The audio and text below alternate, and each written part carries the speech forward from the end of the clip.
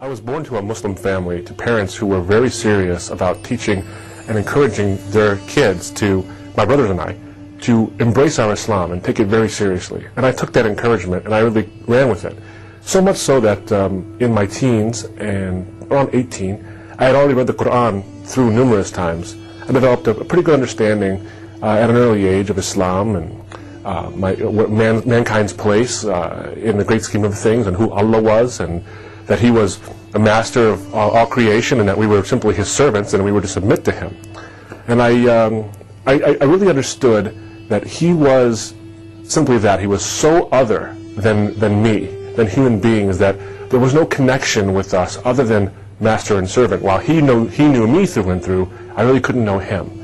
And it didn't bother me for a while. That just was perfectly fine with me as I kind of embraced my Islam and learned Islamic doctrine and theology and history in my studies. And I took my Islam very seriously. I took it seriously because I wanted to preach to people I knew, the Christians, the Jews, the Muslims who were nominal, or the atheists that I knew, about Islam. I really believed in my heart that it was the truth, that God had revealed Himself perfectly in this book through His very words in Arabic to mankind, and that this was the most perfect book ever written because God had written it Himself through Muhammad. And I wanted to give that to people who didn't believe it, who didn't know it. I found myself, during that time, engaging many people of different faiths, as I said, but the most staunch opposition came from Christians. They always gave me reasons for their belief, and that annoyed me. Didn't want people to give me good reasons for their beliefs. I began to study Christianity and read the Bible. I just wanted to see what it had to say, so I had ammunition to use against Christians, so I could show them how true Islam was. And a verse popped up. I believe it's Luke 3:9. Think not to say to yourself that you have Abraham as your father, for I tell you that God is able to raise up sons of Abraham from the stones. Now, what that meant to me was, it isn't important where you came from. What's important is if what you believe your whole life is true or not. And John the Baptist was speaking to me 2,000 years later, telling me, you know what, you're so interested in telling Christians and others why they're wrong. You better make sure you're right. And maybe they are too. And so I got a little bit more of an open mind. I wasn't, by far, I was not a Christian. I had no intention of becoming a Christian, so I decided to do a comparative study between Christianity and Islam, really to see what are the evidences for Islam and what are the evidences for Christianity. Now, I had read the Quran numerous times through, and this verse, for some reason, that I'd read numerous times, jumped out at me, and it meant something different to me this time. It's, I believe it's in Al-Ma'idah, it's verse, which is the 5th surah, verse 45 to 47. The Quran says, let the people of the book, meaning the people of the gospel, Christians, judge by what God has revealed in it. Let the people of the book judge by what God has revealed in it. Now that word for revealed, what He has revealed, is a present tense verb. Now, what this means really is that there is a book that the people of the book follow, and if that command in Muhammad's day, in the 7th century, was to be taken seriously, that means that book had to exist, and it had to exist intact. It couldn't be a corrupt version, because Allah would never guide people to a corrupt book for guidance. So now I have a dilemma. I've got to find out, is this book really that we have today, the gospel that Christians claim is the gospel today, is this the same as the gospel that existed in Saudi Arabia in Muhammad's day? Because if it is, I have to make a tremendous decision to follow this book now. Because the verse later in the Quran says that those who do not follow God's commands and His word are transgressors. And I didn't want to be a transgressor. I wanted to follow God's commands in His book. I began to look into some of the evidences for the transmission of the gospel as we have it today, of the Bible, and see what existed in Saudi Arabia at the time that Muhammad spoke these words, and the Quran said these things. What was the evidence to show that it lasted or didn't last from that time on to now?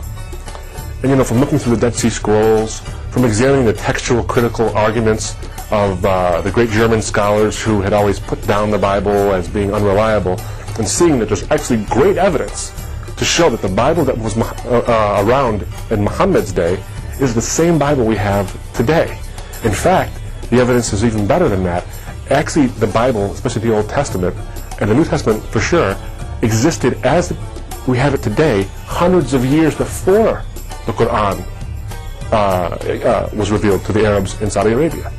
Well, one day, my good friend of mine who had become a Christian, he invited me to go to church. I've never been to church before, and I was at a state where I was kind of open to it.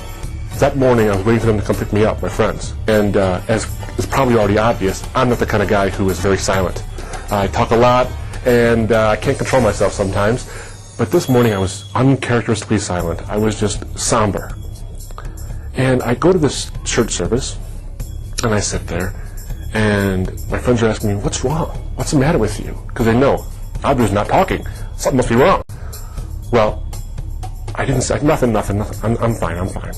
Well, I sat in the service, and I had this experience that's common, I understand, among Christians, and even Muslims when they go to services, that the person speaking is speaking just to you.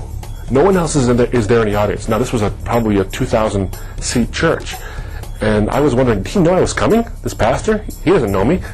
Well, he was speaking about how God has been knocking at the door your whole life, and he won't force himself in. Jesus won't force himself into your life, but he'll lean against the door. And if you don't lean back, he'll flood your life. And he asked a question at the end of the service. Has God been knocking on your door? Has he been leaning on your door? And have you been leaning back? Are you getting tired of leaning? Maybe it's time to stop. And I got really irritated then. I didn't want to hear that, because it was too true. It was too close. And I left that service very upset. And I begin to hunch over, and I'm not given to emotional outbursts at all. That's not me. And for the first time that I can ever remember, I openly sobbed in the parking lot. And I said out loud, I can't do it. It's too heavy. I can't hold it up anymore.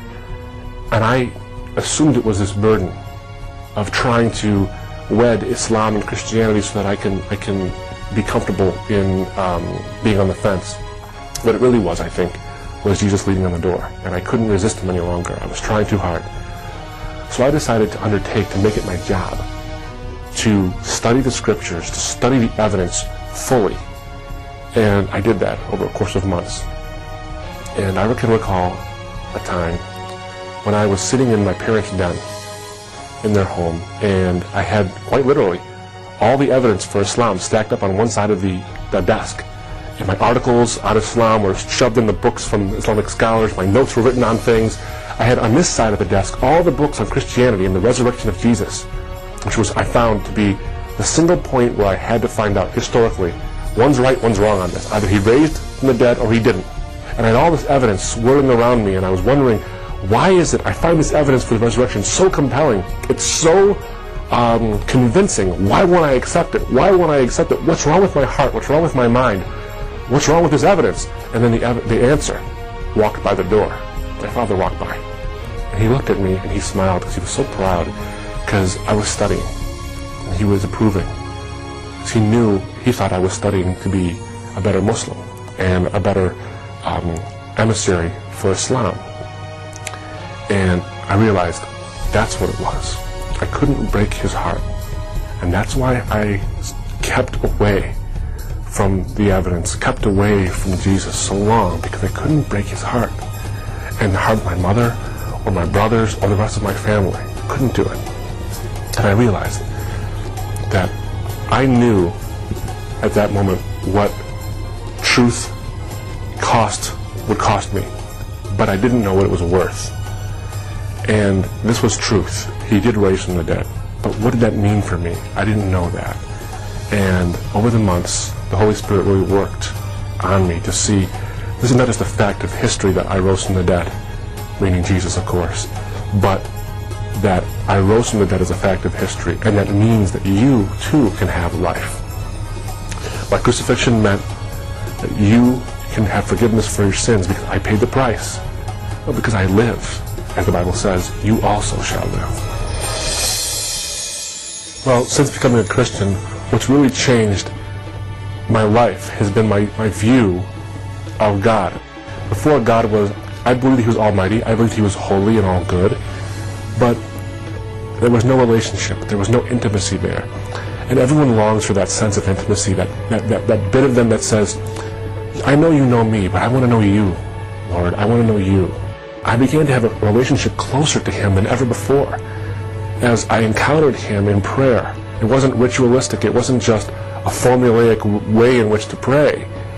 It was more intimate, like talking to someone who I certainly revered as God and as holy and that kind of thing, but also someone who I could talk to and open up about anything to and felt real response. Not a voice, not an auditory voice, but I felt that because He would come to this earth and take on my sin and pay for my penalty, that I could give Him anything and I could have a reception back of what I had spoken to Him. I felt that now.